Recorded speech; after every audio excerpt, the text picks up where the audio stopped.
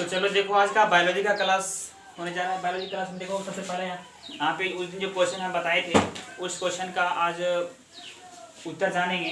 ये क्वेश्चन हमने पिछले दिन लिखाए थे। क्वेश्चन श्वसन संबंधित क्वेश्चन लिखाए थे कि यहाँ पे कि श्वसन क्रिया में एक स्थलीय जीव जलीय जीव की तुलना में किस प्रकार लाभप्रद होता है।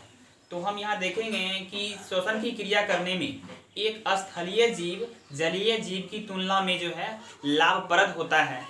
तो किस तरह से लाभप्रद होता है, जैसा कि हम जानते हैं कि स्थलीय जीव अपने श्वसन क्रिया में वायुमंडल से ऑक्सीजन गैस प्राप्त करता है। वायुमंडल में पर्याप्त मात्रा में ऑक्सीजन गैस मौजूद होता है, जिसका उपयोग स्थलीय जंतु आसानी से कर लेता है, स्थलीय जीव आसानी से कर लेता है। लेकिन जल में ऑक्सीजन की अल्प मात्रा घुला होता है, जिसका उपयोग जलीय जीव करता है। तो जलीय जीव को जल में घुले हुए ऑक्सीजन का इस्तेमाल करने के लिए अधिक ऊर्जा की खपत होता है, उसे काफ़ी परेशानी झेलना पड़ता है और अधिक मात्रा में जल का उपयोग करना पड़ता है। उसे प्रति सेकेंड अधिक से अधिक मात्रा में ऑक्सीजन गैस को प्राप्त करने के लिए अधिक से अधिक मात्रा में जल का इस्तेमाल करना होता है। इस प्रकार हम देखते हैं कि जल में जो ऑक्सीजन गैस को प्राप्त करने की जो क्रिया होती है वह काफ़ी जटिलदायक होता है, काफ़ी कष्टकर होता है। जबकि वायुमंडल में जो ऑक्सीजन प्राप्त करने की जो दर होता है वह आसानी से कम समय में अधिक ऑक्सीजन प्राप्त हो पाता है। इसलिए हम कह सकते हैं, इस प्रकार से हम कह सकते हैं कि स्थलीय जीव जलीय जीव की तुलना में ऑक्सीजन गैस प्राप्त करने या श्वसन गैस प्राप्त करने में अधिक लाभप्रद होता है। उसके बाद मेरा अगला टॉपिक है, अगला टॉपिक में चलेंगे कि फेफड़ा किस किस जंतु में होता है और फेफड़ा का क्या कार्य होता है, और फेफड़ा हम जो है सो मनुष्य में भी होता है। तो मनुष्य में फेफड़ा किस तरह से कार्य करता है। तो हमने यहाँ पे देख रहे हैं कि यहाँ पे क्या लिखे, मनुष्य में श्वसन अंग यानी फेफड़ा का नामांकित चित्र एवं कार्य विधि।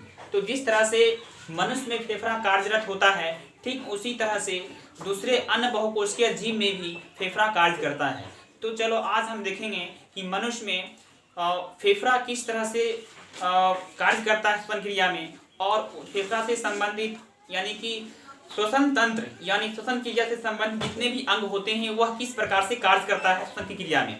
ऑक्सीजन गैस को प्राप्त करने और कार्बन डाइऑक्साइड गैस को छोड़ने में किस तरह से वो कार्यरत होता है और कार्य करता है, इसका नामांकित चित्र हमने यहाँ देख रहे हैं और इसके बारे में अभी हम जानेंगे या किस किस प्रकार से कार्य करता है। ठीक है, तो चलें यहाँ पे बताया गया है यहाँ पे कि सबसे पहले मनुष्य में जो होता है मनुष्य वायुमंडलीय ऑक्सीजन गैस को या वायुमंडलीय वायु को वह नासा द्वार द्वारा ग्रहण करता है। वायुमंडलीय वायु को नासा द्वार द्वारा मतलब नाक के माध्यम से वो ग्रहण करता है, और नासा छिद्र में अंदर की ओर छोटे छोटे बाल होता है जो वायु में उपस्थित धूल कणों को एब्जॉर्ब कर लेता है, निस्पंदित कर लेता है, छन करके, और तब जो है वायु को आगे भेजता है। फिर आगे जो है नासा द्वार के आगे फिर वहीं पे जो है एक चिपचिपा पदार्थ पाया जाता है जिसका नाम है श्लेष्मा। यह श्लेष्मा जो है वायु में जाने वाली धूल कणों को अपने में चिपका लेता है और सभी धूल कणों को चिपकाकर वहीं पे रोक लेता है, और आगे कंठ की ओर स्वच्छ वायु आगे बढ़ता है। कंठ की ओर स्वच्छ वायु आगे बढ़ता है और इस प्रकार कंठ से होते हुए श्वसन गैस फुफ्फुस में पहुंचता है। ये मेरा श्वसन गैस कंठ से होते हुए कहाँ पहुंचता है, फुफ्फुस में पहुंचता है। श्वास नली के माध्यम से कहाँ पहुंचता है, फुफ्फुस में पहुंचता है। ग्रस नली होते हुए कंठ में, फिर कंठ से श्वास नली होते हुए फिर कहाँ पे जो है फुफ्फुस में पहुंचता है। उसके बीच यहाँ उपास्थि वलय होता है, कंठ के नीचे उपास्थि वलय होता है, जो यह सुनिश्चित करता है कि वायु मार्ग अवरुद्ध ना हो जाए। यदि तीव्र गति से ऑक्सीजन का और कार्बन डाइऑक्साइड का लगातार जो है विनिमय संचय होते रहे, यानी कि अंदर बाहर होते रहे, तो उस क्रम में ये उसका जो है वायु मार्ग अवरुद्ध ना हो जाए, उस बात का जो है उसके लिए जो है यह निर्भर होता है। ये उपास्थि का जो बना हुआ वलय होता है वह उस बात के लिए होता है कि वायु का मार्ग अवरुद्ध ना हो जाए। उसके बाद जो है इस वलय के आगे वायु फुफ्फुस में पहुंचता है और फुफ्फुस का प्रत्येक शिरा छोटे छोटे वायु छिद्र में विभक्त होता है, वायु नलिकाओं में विभक्त होता है, ऑक्सीजन जिससे प्राप्त होता है। तो उस छोटे छोटे विभाजित पार्ट्स को, छोटे छोटे विभाजित नली को हम जो है कुपिका कहते हैं।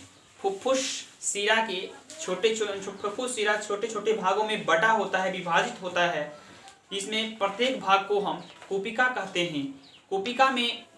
कुपिका जो है श्वसन गैसों का संचयन करने के लिए और उसे पुनः वापस भेजने के लिए आवश्यक आयतन उपलब्ध करवाता है। ये कुपिका में कुपिका में रुधिर वाहिका का जाल बिखरा हुआ होता है। इस कुपिकाओं में जो है रुधिर वाहिकाओं का जाल बिखरा होता है, जिससे जो है कुपिकाओं के द्वारा वायुमंडल से लाए गए ऑक्सीजन को ग्रहण करता है और शेष शरीर से रुधिर के द्वारा यानी रक्त के द्वारा लाए गए कार्बन डाइऑक्साइड को कुपिका ग्रहण करके पुनः शरीर से बाहर निकाल देता है। यही क्रिया बार बार दोहराते रहता है, जिससे हमारा श्वसन चक्र पूरा हो पाता है। तो हमने देखा है कि ये मेरा श्वसन चक्र था और इसके माध्यम से हम जो है समझ सकते हैं कि मनुष्य में फेफड़ा का क्या कार्य होता है और श्वसन की क्रिया में फेफड़ा किस प्रकार से दक्ष होता है। ये हमारा श्वसन तंत्र का ये जो है सिस्टम है।